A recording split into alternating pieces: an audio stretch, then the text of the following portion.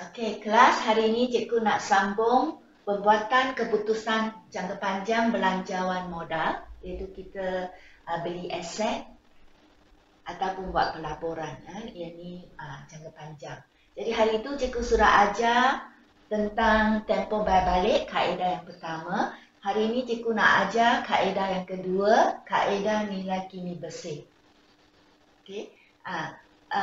Untuk memahami kaedah nilai kini bersih, anda kena faham tentang kelemahan tempoh bayar balik dulu. Okay. Jadi hari itu cikgu sudah ajar yang tempoh bayar balik, bila kita sudah, kita akan campurkan semua aliran tunai yang terkumpul. Bila sudah sampai dapat balik semua wang pelaporan asal, dan cikgu minta juga buat satu garisan, dan itulah tempoh dia. Dan lepas tu aliran tunai yang seterusnya cikgu kata letak dash-dash saja. Jadi actually ini telah merupakan satu kelemahan TBB. Okay, di mana aliran tunai yang selepas sudah sampai tempoh dia sudah tidak mengambil kira. Okay, jadi sepatutnya walaupun sudah sampai tempoh, tetapi aliran tunai masih diterima, sepatutnya diambil kira. Tetapi TBB tidak mengambil kira. Jadi ini satu kelemahan. Kelemahan yang kedua ialah TBB dia campurkan semua aliran tunai, tetapi dia sudah merupakan atau sudah tidak mengambil kira faktor nilai wang yang berubah. Dia anggap aliran tunai pada tahun ketiga atau kedua, katakan 5,000, adalah sama nilai dia. That mean, dia sudah lupa tentang faktor wang akan berubah. That mean the 5,000 pada tahun after 3 years won't be the same like 5,000 now. Okay? Jadi inilah satu kelemahan dia. Dia sudah tak mengambil kira faktor perubahan nilai wang.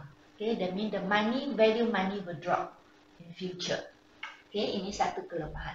Jadi kerana ada kelemahan ini, jadi wujudlah kaedah nilai kini bersih. Okay, kaedah nilai kini bersih dia yang ini dia tak ambil kira. Jadi kaedah nilai bersih dia mengambil kira faktor nilai wang. Okay, dan dia melihat analisis terhadap nilai wang adalah paling penting dan perlu dijadikan sebagai asas pembuatan keputusan masa kita buat belanjawan untuk modal kita. Okay. Mean it's a very important fact and you cannot lupa. Okay, you cannot ignore the facts that the value of money berubah in the future. So this is apa yang ditekankan oleh kaedah nilai kini bersih. Okay. Supaya anda faham nilai kini bersih ni lebih mendalam lagi, you kena fahamkan tentang yang ni, konsep nilai wang. Okay. So, as just now I said, the money in future adalah nilai wang akan sentiasa berubah dan biasa adalah semakin merosot, okay, pada masa hadapan. So, pada hakikatnya nilai RM RM1 pada hari ini, RM1 now, adalah lebih besar daripada nilai RM1 pada satu masa akan datang. Jadi, RM1 masa sekarang tak sama lagi dengan nilai RM1 next year. Okay, the value drop. Okay, kenapa? Kerana nilai wang cenderung merosot melalui masa. Okay, inilah sudah tidak ditekan, diambil kira oleh tempoh bayar balik. But the kaedah nilai kini bersih menekankan faktor ini. Okay. So, ini satu contoh yang cikgu bagi. Pada tahun 1960-an, masa cikgu lahir, masa itu want to eat semangkuk mi sup murah saja, about RM1 you can get. Okay. So when times go on, tahun 80-an, wah sudah naik harga menjadi 2. Okay, RM2 semangkuk. Then about tahun 2000 sudah naik harga menjadi RM4 plus semangkuk ni. Then now, okay, now pada tahun 2020 Now you want to beli satu mangkuk mie, biasanya RM5, RM6 baru you can get. Okay. Dan mungkin pada 10 tahun akan datang, the same mangkuk mie you have to pay more, maybe RM8 atau RM9. Yang ini cikgu anggap ini ialah di pasar, di kopitiam, bukannya restoran yang mahal-mahal. So this is the normal price di pasar. So dari situ apa yang cikgu nak sampaikan ialah erti dia RM8 pada tahun 10 years later 2030 actually nilai dia sama dengan RM5 sekarang. Okay. Now, so that is called when it's sekarang mean nilai kini. Okay. So, kalau you sudah faham tentang konsep nilai wang ini, maka anda boleh faham tentang kaedah nilai kini bersih. Di mana kaedah nilai kini bersih ini menekankan faktor nilai masa wang dalam belanjawan modal. Jadi, kerana menyedari yang nilai wang akan jatuh pada masa akan datang, jadi bagi kaedah nilai kini, the people who sokong this kaedah, bila kita buat perancangan pembelian aset semua, okay, mesin, pelaburan, mana yang patut dipilih, which one you should, alternatif mana you nak pilih, bukan sekadar melihat aliran tunai bersih sahaja, sepertinya tempo bayar balik, that kaedah. They just add up all the aliran tunai, then tanpa they ignore the facts that actually the money not the same. Okay, 3,000 tahun, 3 tahun, the next 3 years 3,000 not the same like 3,000 now. So the kaedah nilai kini bersih, dia kata we cannot just lihat aliran tunai bersih sahaja, tetapi aliran tunai bersih yang diterima pada masa hadapan, the next 1 year, 2nd year, 3rd year, dalam tahun-tahun yang akan datang, the aliran tunai bersih semua perlu didiskaunkan. Perlu didiskaunkan dengan menggunakan sesuatu faktor diskaun. Ada satu kadar, percentage, 10%, 20%, 12%, 11%, 13%, 9%, 8%. Jadi, dia perlu didiskaunkan. What do you mean by perlu didiskaunkan? That means we must change the value, the future value to value now. Seperti tadi cikgu tunjuk, RM8 semangkuk mie pada tahun 2030. So what is the value now? Menjadi RM5 now. So they are trying to do that. Okay. When we say kadar discount, that means yang ini you tak perlu. This one will be given in the soalan. Tapi when you must understand what is kadar discount, iaitu kadar yang telah mengambil kira faktor kemerosotan atau jatuhan nilai wang, okay, dan juga bunga, interest yang mungkin anda boleh terima kalau wang itu dilaburkan dengan serta-merta. That means you follow the percentage, then you darab, you akan dapat tukar the nilai wang in future kepada nilai wang sekarang. Yang ini biasa akan diberi dalam soalan. You no need to worry about that. Okay. So, bagi kaedah nilai kini bersih, semua ini penting. We have to change the money in future to the value now. Why is it so important? Kerana bila kita diskaunkan aliran tunai bersih ini yang diterima pada masa hadapan, kita boleh buat anggaran yang lebih tepat. Sama ada pelaburan itu menguntungkan atau merugikan kita. Whether is satu pilihan, alternatif ini patut dipilih. Okay. Okay. Supaya anda lebih faham, cikgu bagi contoh. Okay. Contoh yang ni. Okay. Ini adalah contoh. Ini katakan satu syarikat piutang ingin melabur 20,000 ke atas sebuah mesin. Okay, in future, pada 4 tahun yang akan datang, dia planning lah to buy a machine. Okay, the cost is 20,000. So, inilah pulangan ataupun aliran tunai bersih yang akan diterima daripada mesin itu. When you buy the machine, you guna mesin itu keluar produk and you sell the product all that. Okay, so you got income. So this is the pulangan yang masuk. Okay, the machine will give you the first year 4,000.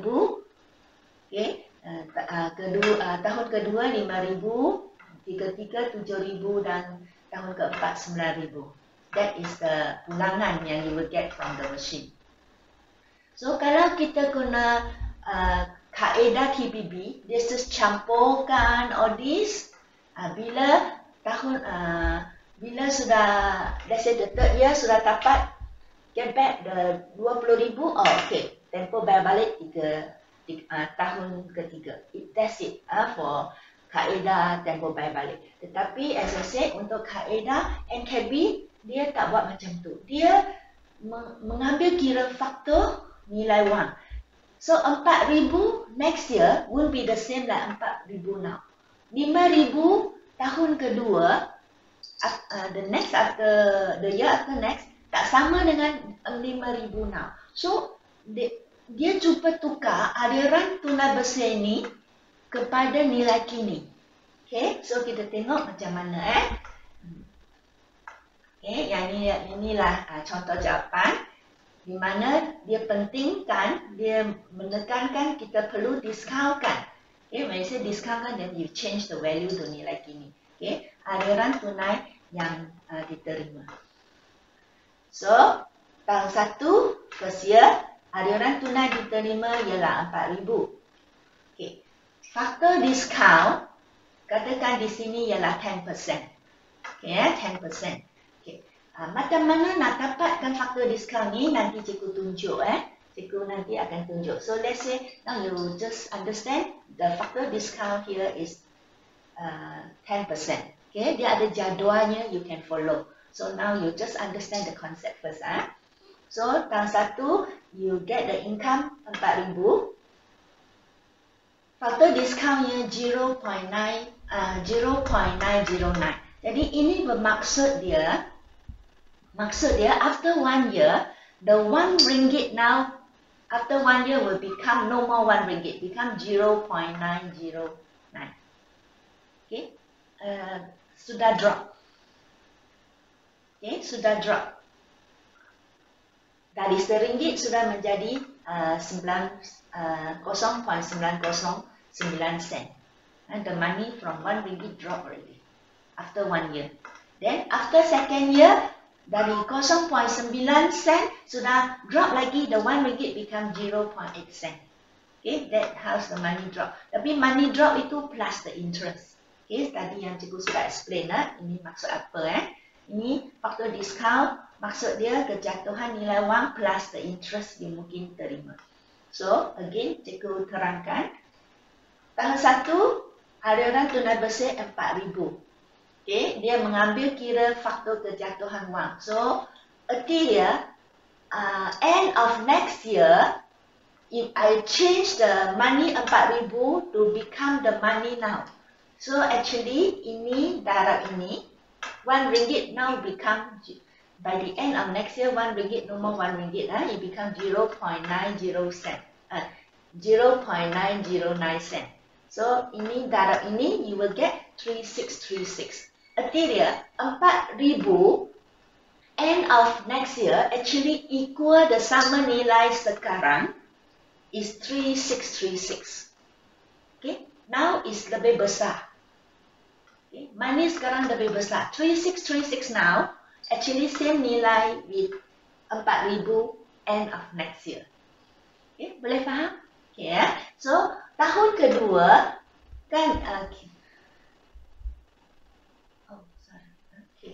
yang ini sepatutnya 5,000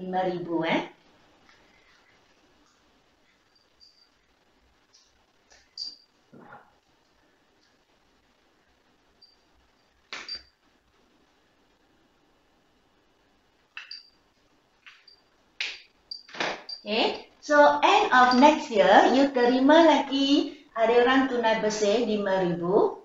Then by end of tahun kedua, RM1 tu jatuh lagi become 0.826 cents saja. So ini darab yang ni, you will get the money 4130. Erti dia di 4130 now, okay, sama nilai dengan 5,000 2 tahun yang akan datang. Okay. Boleh faham yang maksud ni?